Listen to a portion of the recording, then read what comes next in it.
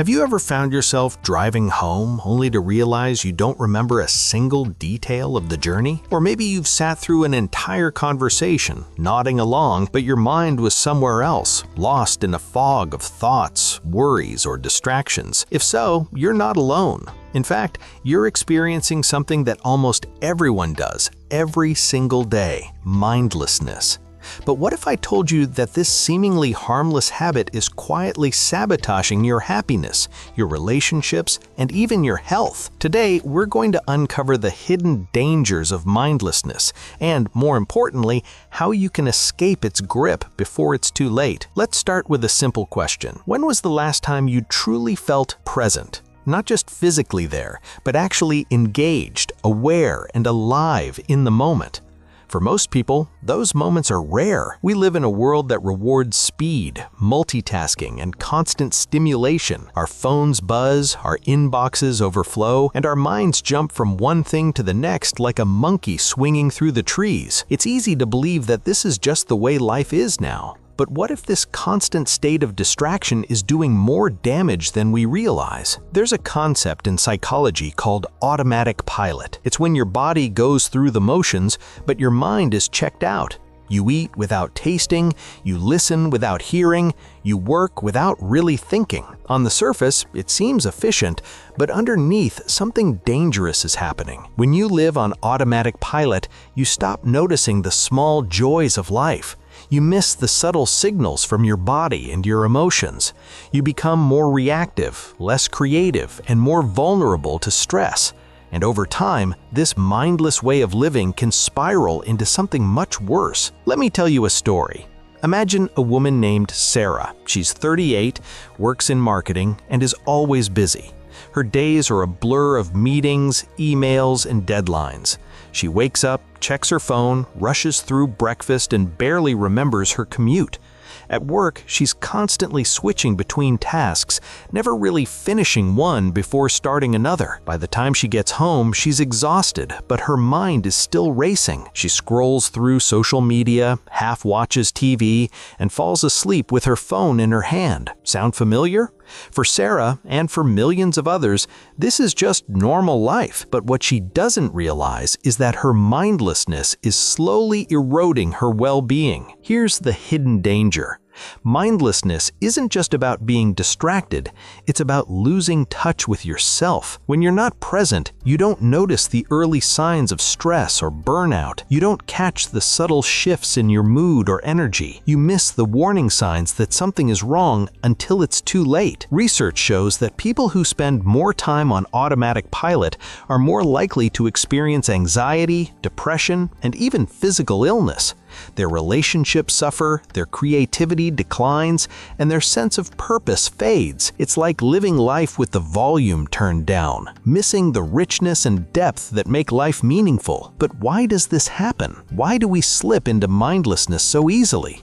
The answer is both simple and profound. Our brains are wired for efficiency, not happiness. The mind loves routines, shortcuts, and habits. It wants to conserve energy, so it automates as much as possible. That's why you can drive home without thinking or eat an entire meal without tasting a single bite. But what starts as a helpful adaptation can quickly become a trap. The more you live on autopilot, the less you notice what's really happening inside and out. Contrast this with moments of true presence. Think about the last time you were completely absorbed in something, a conversation, a piece of music, a walk in nature. In those moments, time seems to slow down. You feel more alive, more connected, more yourself. That's the power of mindfulness, the opposite of mindlessness. And here's the truth. Mindfulness isn't just a nice idea, it's a necessity. It's the antidote to the hidden dangers of mindlessness. But escaping mindlessness isn't as simple as just paying attention. If it were, we'd all be present all the time. The reality is, our world is designed to pull us away from the present moment. Notifications, advertisements, endless to-do lists, they all compete for our attention. And the more distracted we become, the harder it is to break free. It's a vicious cycle. The less present you are, the more distraction you crave. The more you distract yourself, the less present you become. So how do you escape? How do you break the cycle of mindlessness and reclaim your life? The first step is awareness. You can't change what you don't notice. Start by paying attention to the moments when you're on autopilot. Notice when you're eating without tasting, listening without hearing, or working without really thinking. Don't judge yourself, just notice. This simple act of awareness is like turning on a light in a dark room. Suddenly, you can see what's been hidden all along. The second step is interruption. Once you notice mindlessness, you need to disrupt it. This doesn't mean you have to meditate for hours or retreat to a mountain monastery.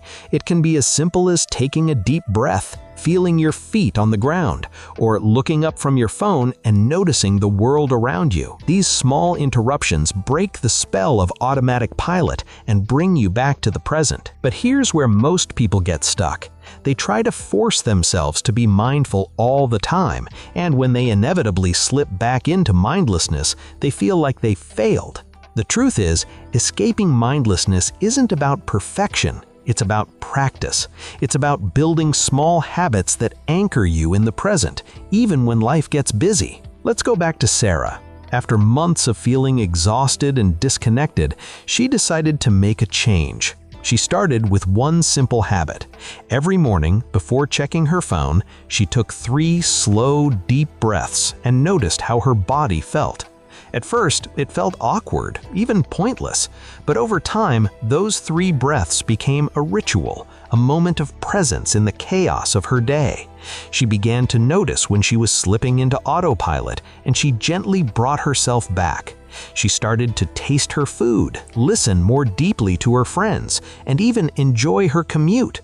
The changes were small, but they added up. Sarah felt more energized, more connected, and more alive. Sarah's story isn't unique. The truth is, anyone can begin to escape the dangers of mindlessness with small, intentional steps.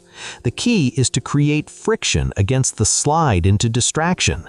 You might set a reminder to pause and breathe before each meal, or choose one daily activity like showering or walking to do with full attention. Over time, these moments of presence become anchors, holding you steady even when life tries to sweep you away. And as you practice, you'll notice something remarkable.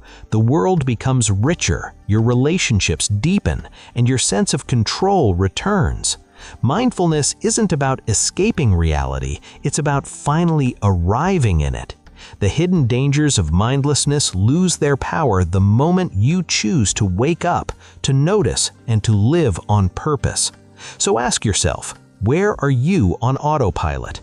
What's one small thing you can do right now to come back to the present? The escape from mindlessness doesn't happen all at once. It happens one conscious moment at a time. And that journey can start today with a single breath, a single choice, and a single step towards a more mindful life.